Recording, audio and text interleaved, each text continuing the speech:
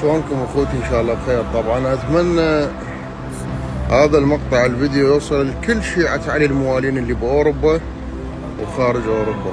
تمام، كلكم شفتوا آل أمية تسوت بمسجد الزهراء سلام الله عليه، غيرت الاسم وحذفته اللي هي فاطمة الزهراء اللي هي بنت الرسول، ريحانة رسول الله.